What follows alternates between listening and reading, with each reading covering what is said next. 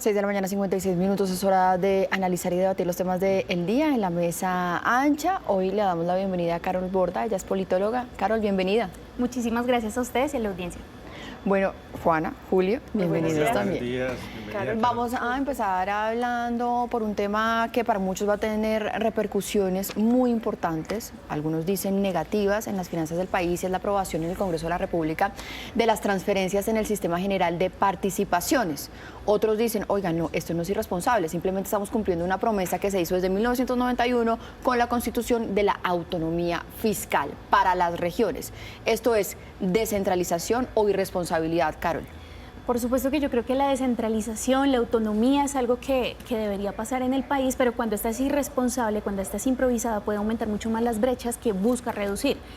Considero que los políticos deberían escuchar un poco más a los expertos en esta materia, porque tenemos informes de FEDesarrollo, tenemos informes de ANIF, tenemos informes del Banco de la República que nos dicen las dificultades económicas que podría representar para el país. Aumentamos transferencias, pero sigue aumentando el gasto público, sigue aumentando, por ejemplo, los casos de corrupción, que también es un desfalco a las finanzas públicas, y también tenemos, digamos, un aumento en esta ineficiencia en el uso de los recursos. Entonces, yo creo que hay que tomar decisiones para que esto realmente sea sostenible y también tener en cuenta las capacidades institucionales de los territorios, porque la descentralización ya ha pasado, pero digamos que los territorios no han podido dar abasto con estas exigencias y ahora se les va a condicionar mucho más. Hay unas expectativas que no se van a poder cumplir por capacidad y incluso, ¿por qué no?, pensar en la corrupción. Impresionante de todas formas el consenso que logró el ministro Cristo Bustos con esta aprobación. Solo hubo un voto en contra. Esto quiere decir que todas las bancadas, todos los partidos políticos, todos se pusieron de acuerdo plenamente sobre la modificación del sistema de participaciones. Hay algo interesante que pasó aquí, es que hubo dos opositores muy importantes dentro del gobierno nacional, que fue Planeación Nacional y el Ministerio de Hacienda, que no los dejaron participar en la plenaria ni los dejaron tomar la voz, sino que los hicieron de lado, ¿no? Entonces esto muestra además una puja importante dentro del mismo gobierno y el papel de Cristo, que realmente es quien está manejando la batuta, y así los expertos, porque además el concepto que entregó DNP fue muy claro, diciendo es que esto no es posible, por las razones que tú explicabas, decía, en 12 años, o sea, que ese es un corto tiempo, no tenemos la capacidad, y esto va a plantear además una base para el 2027, el gobierno que esté muy complicado, más claro, las alertas de corrupción que no faltan en las regiones de nuestro país por el control político de clanes familiares y políticos. Muchos nos burlábamos del pacto nacional y decíamos que eso nunca iba a ocurrir, que la clase política nunca se iba a poner de acuerdo. En este caso, sí se han puesto de acuerdo. El pacto nacional es un pacto para gastar más plata, básicamente, para aumentar el presupuesto que tienen disponible los partidos políticos, el Estado, las regiones, en fin, para gastar más. Ese es el auténtico acuerdo nacional que ha conseguido increíblemente Juan Fernando Cristo. Ahora todo es felicidad, todo es alegría, todo es unanimismo en el Congreso, porque aumentan hasta 39, casi 40% las transferencias a las regiones, más plata, todos contentos, el pastel va a crecer. Vamos a ver cuando toque recortar la contraparte de esta ley. De hecho, queda explícito que deberá pasarse una ley que reasigne competencias del gobierno central a las regiones. Vamos a ver cuando pase esa ley si hay los mismos acuerdos y si el Congreso va a poder lograrlo. Vamos a ver qué competencias además van a transferir, porque es que cada vez más el presupuesto del Estado central se va en pagar pensiones, que es una tajada cada vez mayor, y en pagar la deuda externa y en pagar defensa. Esas competencias por naturaleza no se pueden descentralizar o muy difícilmente se puede hacer. Entonces, quedamos en un escenario muy negativo. El Banco de la República sacó un informe casi apocalíptico, ¿no? Dice que si no se hace bien esa ley, que no existe todavía y que va a ser muy difícil de sacar, básicamente el Estado se va a quebrar. Entonces, tremenda irresponsabilidad. Debiéramos haber visto las cosas al contrario. Primero reasignemos las responsabilidades y luego reasignamos la plata. Otra inquietud que está, digamos, en el ambiente en medio de toda esa discusión de la aprobación del proyecto en el Congreso, por supuesto quienes apoyan este proyecto, quienes están en las gobernaciones, porque, digamos, gran parte de quienes impulsaron este proyecto también son gobernadores y alcaldes y estas autoridades territoriales, pero del ruido, una de las cosas que genera ruido alrededor de esto es que dicen que esto podría incluso aceitar maquinarias para las elecciones. ¿Esto tiene también un trasfondo político y más que eso electoral? Sí, la verdad yo creería que sí, porque no, el proyecto no demuestra tener herramientas para combatir la corrupción al momento de transferir tantos recursos, que ya hemos visto en la práctica que muchas veces los recursos no llegan a lo que realmente se necesita. Y también por cuestiones de ineficiencia. Vemos también en el sector de educación que muchos de los recursos que se orientan es más al pago de nómina que como tal a garantizar el derecho. Entonces, por supuesto que existe también una cuestión de compra de votos en el país que no podemos negar y que todo se hace a través de los recursos públicos, que en este caso no tenemos certeza de cómo se va a manejar, no tenemos certeza de cómo se va a combatir la corrupción. Entonces, es casi que una herramienta para permitir esta situación. Esta es una estrategia política que le está saliendo perfectamente y maravillosamente bien a Juan Fernando Cristo, que yo creo que hay que todo menos subestimarlo.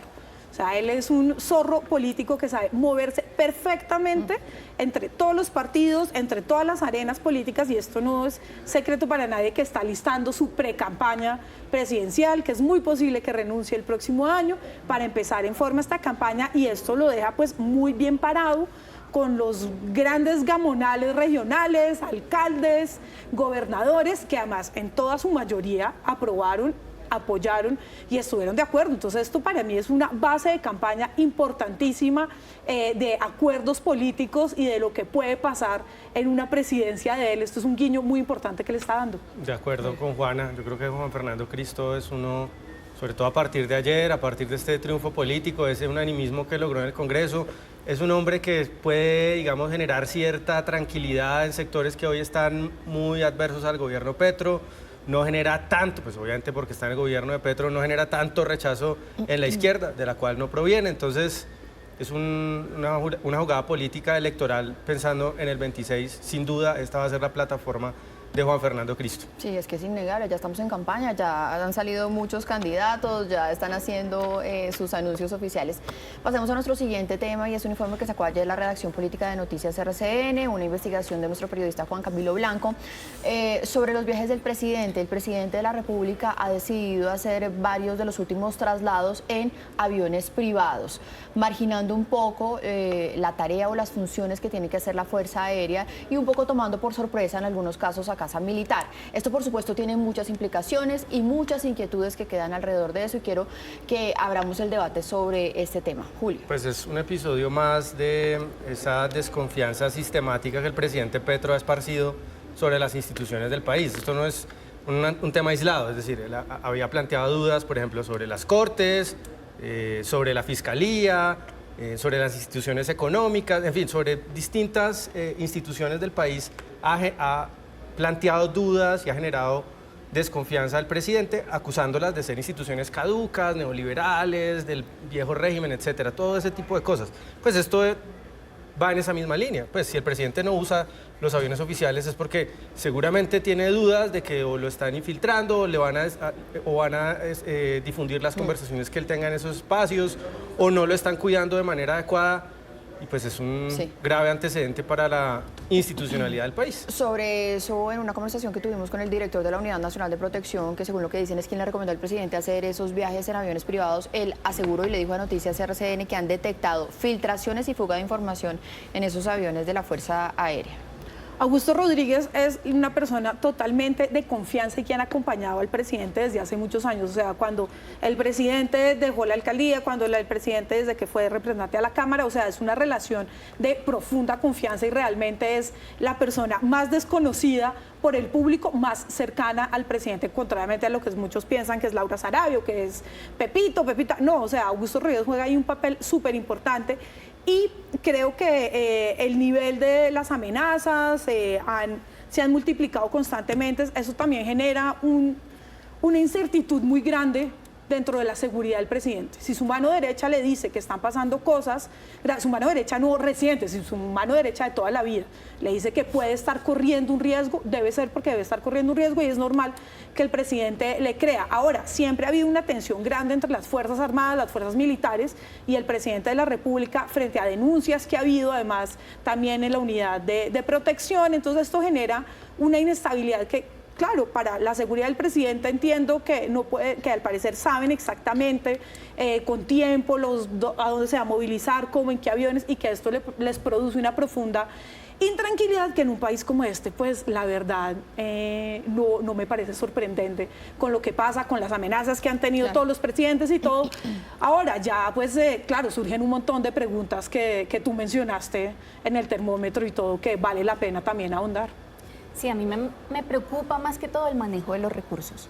Es decir, lo podemos ver en dos sentidos. Primero, la Fuerza Aérea igual tiene que seguir ejerciendo unas actividades en razón de su función y en razón de la agenda y la seguridad del presidente. Entonces, en ese sentido, estamos teniendo una contratación, digamos, en el aspecto privado, pero igual la pública se sigue ejerciendo. ¿Qué está pasando con los recursos? ¿Cómo se está dando la prestación de ese servicio, el contrato y demás?